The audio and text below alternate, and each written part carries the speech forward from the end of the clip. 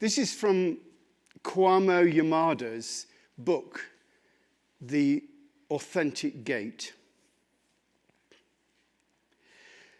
Before national teacher Buko arrived from China, he was forced to flee to the Nenggen temple to escape the invading Mongols. When the Mongols eventually stormed the temple, Buko was sitting in the meditation hall, calmly awaiting their arrival. A soldier spied him and, brandishing his sword, went towards him, ready to cut off the master's head. The master said, "No space in the universe to raise a single staff. What bliss to know that self and others are all empty. The 3-foot Yuan sword, so wondrous and heavy, cuts the spring breeze like a flash of lightning." On seeing the master's composure in the face of death, the Mongol soldier lowered his sword and left with his companions. Even facing the sword of death, the mind is unmoved. Even drinking poison, it is quiet. This is true release from the bonds of birth and death. This true release or awakening is at the heart of Zen and forms the nucleus of Zen Buddhism.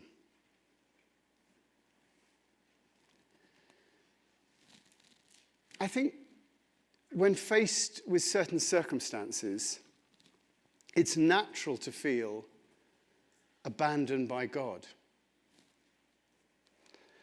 We build up in our mind the idea that we're living a productive life, that we, and this is especially true here in the Valley, that we are somehow blessed,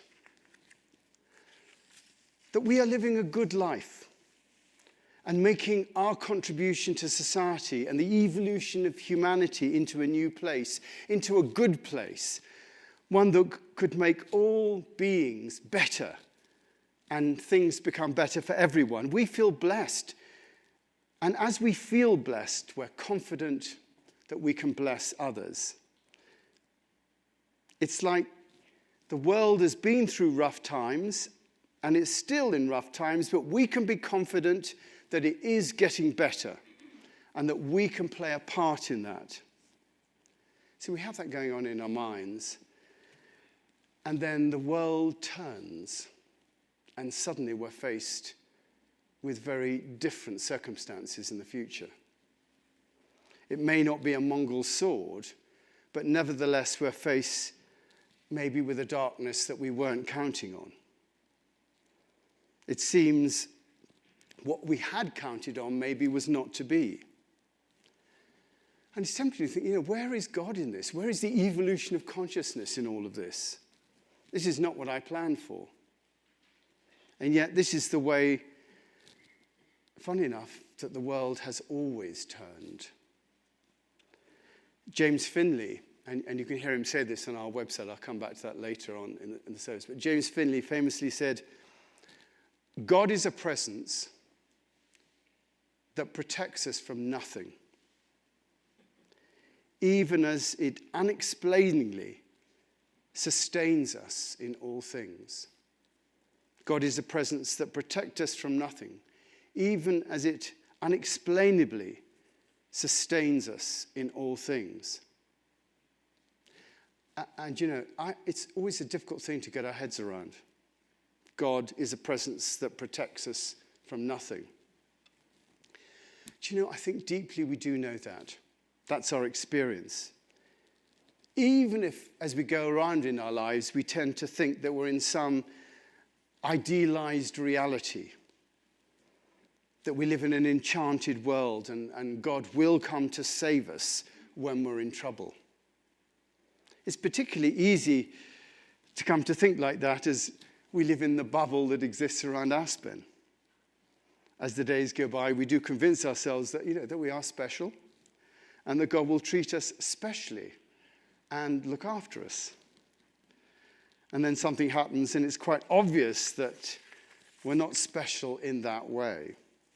We might have a diagnosis or whatever it is, and it doesn't really suit the idealized reality, fabricated reality that we've been going along in our heads.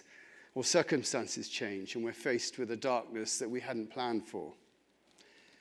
And it's then that we can feel abandoned by God. But I think deep down we know that what James Finney says is true.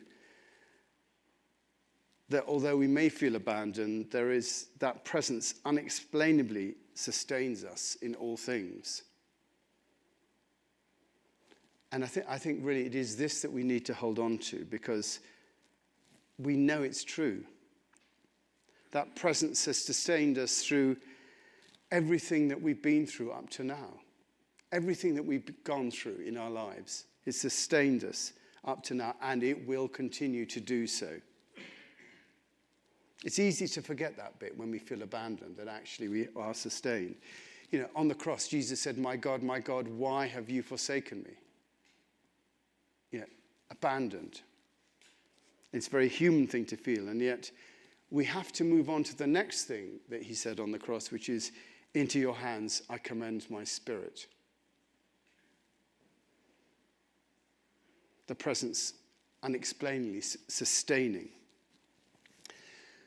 In that book, Yamada goes on to say, today, if we are to live in peace with a minimum of suffering, we must establish a spiritual foundation in both our social and our domestic lives that's not controlled by the external world. If we're to have the minimum of suffering, we must establish a spiritual foundation in both our social and domestic lives that is not controlled by the external world, by things that are happening all around us. Normally, our daily activities are continually under the influence of our external environment, controlled and pulled around by it. And because of this, he says, our minds are never at rest. We could say, he goes on to say, that suffering is the emotion that arises when we come under the control of the external world against our will. And given that nature of God's presence that protects us from nothing yet sustains us in all things, if we're to live in peace with the minimum of suffering, we have to establish that spiritual foundation in both our social and domestic lives. And that's a personal thing for us to remember as we navigate our way through our lives into the future. We have to sustain ourselves from within. When we're faced with some kind of death, not necessarily the death of the teacher Bucco felt as he faced the Mongo swordsman, but any disappointment or ending of a dream or ending of a fabricated reality that we've held on to. When we're faced with that kind of death, we have to have the presence of mind that knows that we are continuing to be sustained. To be able to look that death in the face and say, no space in the universe to raise a single staff. What bliss to know that self and others are all empty.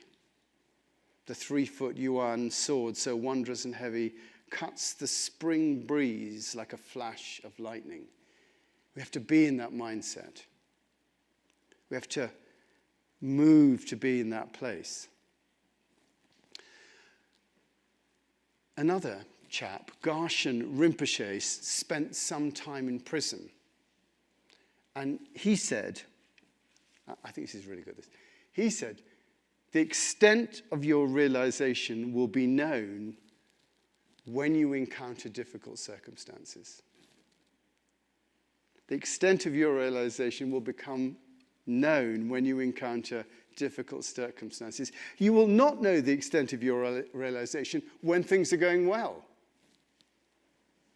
When you find yourself in a troublesome situation, when you're in great pain, when an intense emotion arises, only then will you know where you're at with your spiritual practice.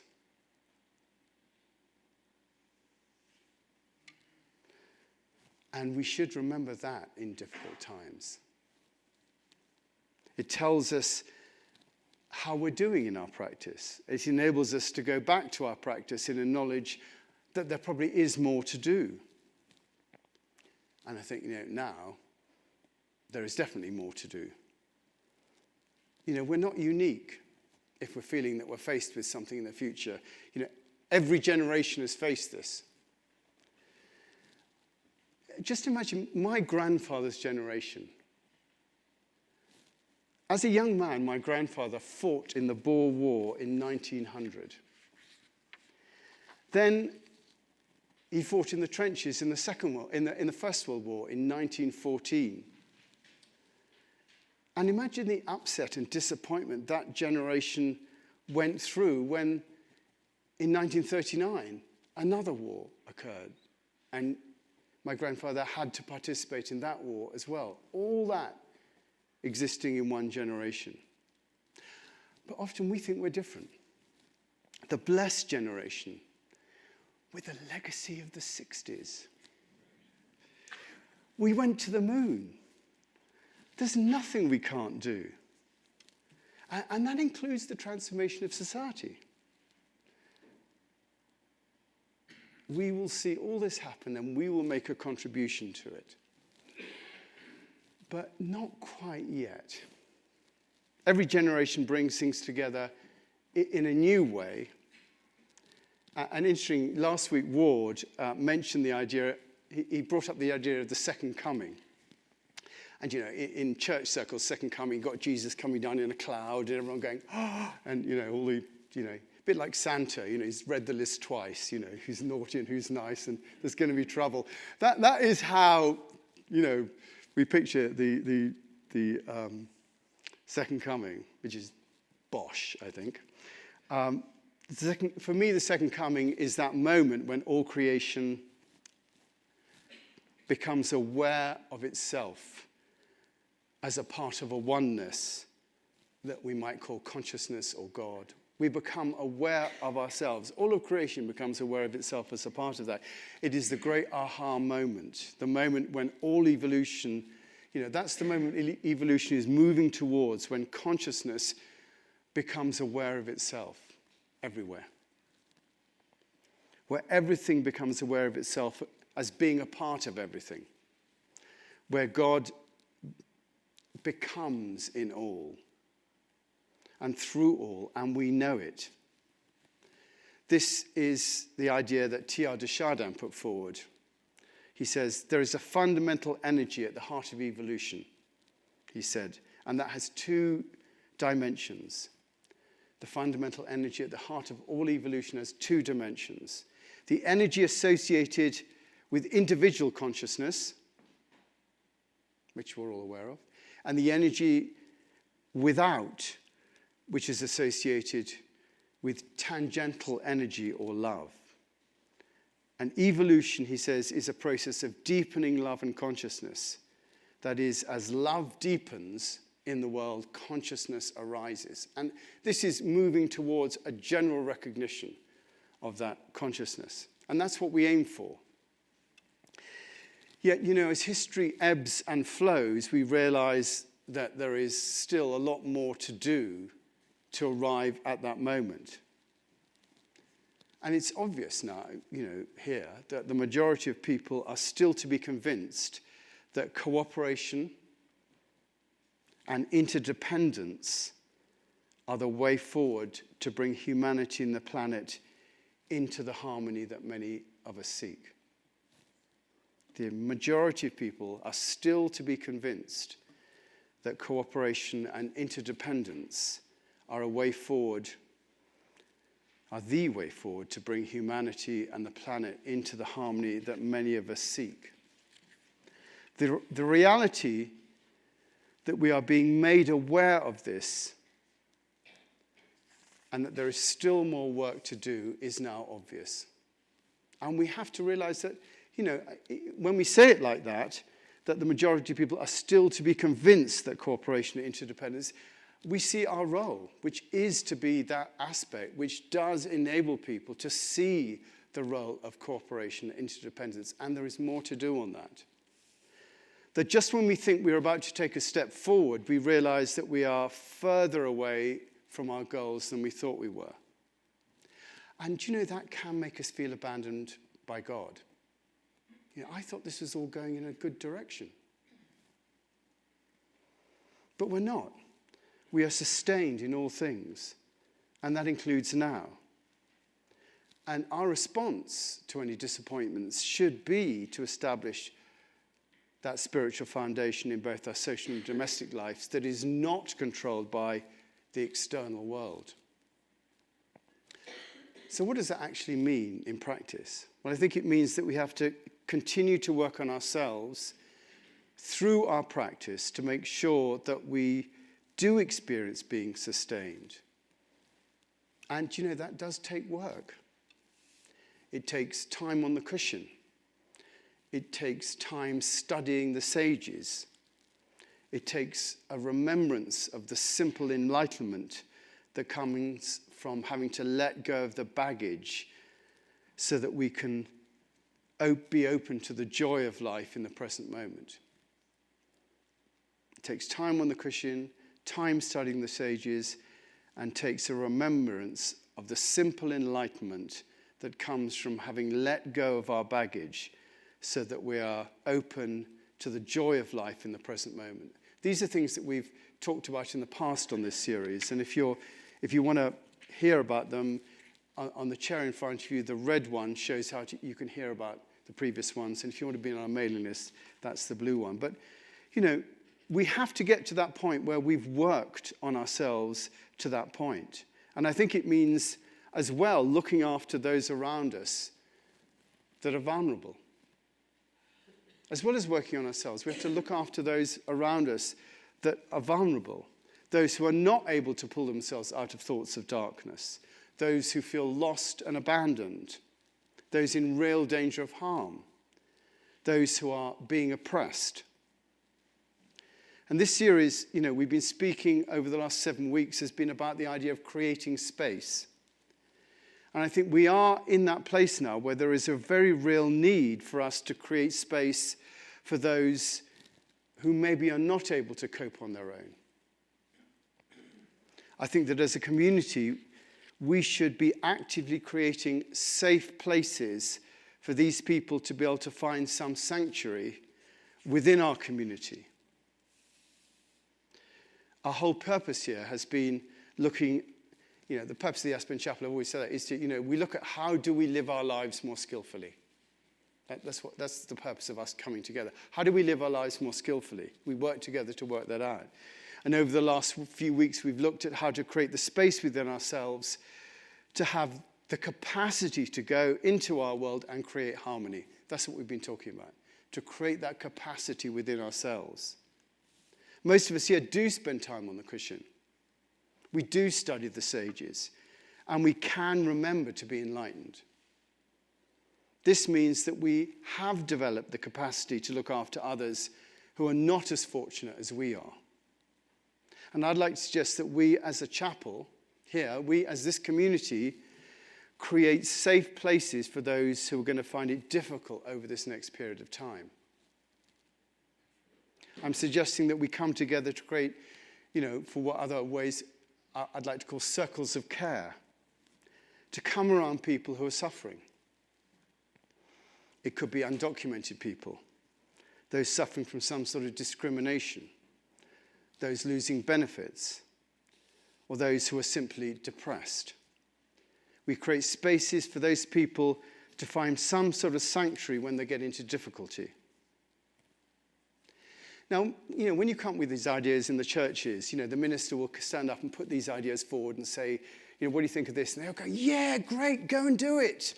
We think it's a fantastic idea, yeah. Tell us when you've set something up in this sort of way. We're fully behind you. And that's not what I'm suggesting here. I'm suggesting that if you do identify, you personally identify a group that does need looking after, that you do come to us and we will support you to run that group. We will support you to actually make that happen with manpower, with space for meetings, with our website. Andy Godfrey's doing this with the Loneliness Project. He's taken it on and he's going to run with it now. He's not on his own, but he is creating that initiative. And that's one area that we have chosen to get behind, which is loneliness. And we're going to do that. And Andy is going to run with that. And I'm suggesting that there are other areas where some of you might feel you want to use this space to create a space for others, maybe circles of care. Last page. And I want to encourage you to look out there and see what needs to be done.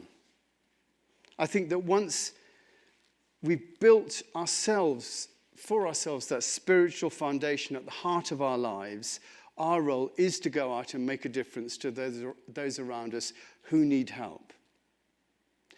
Yes, it looks like there could be some difficult times ahead, but surely this is also a time when this community could come into its own by the way we respond to that, by the way we build ourselves up, not just to feel spiritual or get enlightened, but to help others.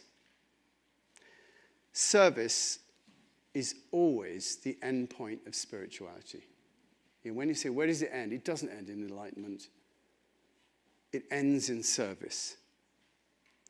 So I'm suggesting let's be that beacon on the hill that others look to see a light. We have the people here, we have a space, we have the resources. The only question is, do we have the will to be of service and to make that happen?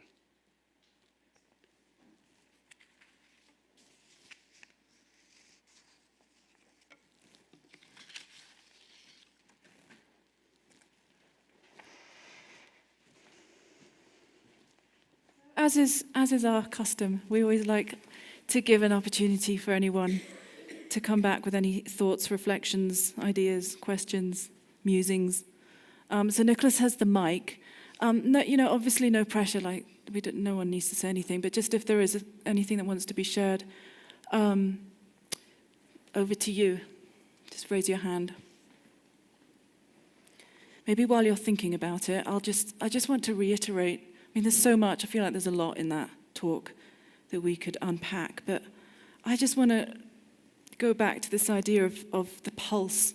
Like there's the pulse inside each one of us that's kind of unique to each of us.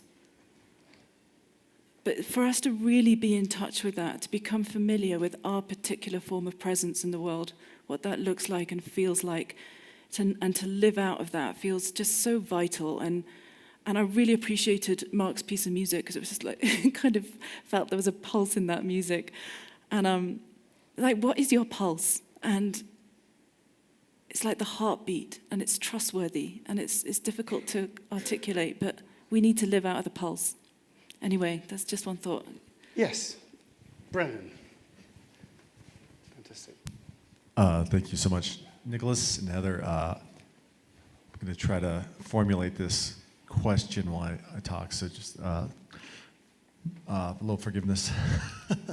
What I'm kind of thinking about is I want to tie something back into questions that were asked last month, and kind of like that, this idea that, you're making space, and we talk about the Bhagavad Gita, when to act, when not to act, and that question going back to this. You're making space, you're trying to kind of tune in a little bit, try to become a vessel for the divine, and understand when you're really grounded and you're being called to take action, but then also the fine line between the ego hooking you and tricking you into taking an action it wants. And I think we're kind of at a moment in time, it feels like to me, where I think we might be in danger of spiritual bypassing, if you're familiar with that term at all, which is, I'm just going to sit in my meditation room and the universe will let this whole thing work itself out. I don't really need to take action. And then there's another part of me that really wants to get pissed off and do something about it, but then I don't want to be hooked by the ego. And I know there's,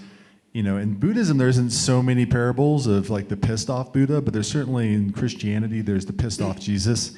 And when he goes into the temple, right, and he throws the tables over of the whatever you call them, the money folks. So I'm wondering if you might just speak to like the appropriate spiritually pissed off version of being in the world. I mean, I just one thought to that is that, for each one of us, I feel like for us on the spiritual path, we all have to find the balance and our own particular balance of action and contemplation and see where they meet. Like we all have to act. And you could say that sitting on your cushion is the deepest form of action. I mean, you could say that. But, some of us are more inclined towards being quiet and all of that, and some are like, want to go out and demonstrate. Whatever it is, whatever our form of action is, do it. But we need to be able to, we need to come and we need to engage anger. Like anger is just an energy with a real groundedness. That's all. And you can't do that without some kind of contemplative practice. So that's just my reflection on that.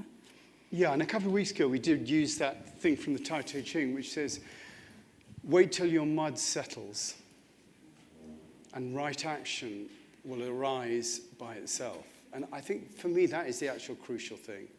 You have to wait and not impulsively go out.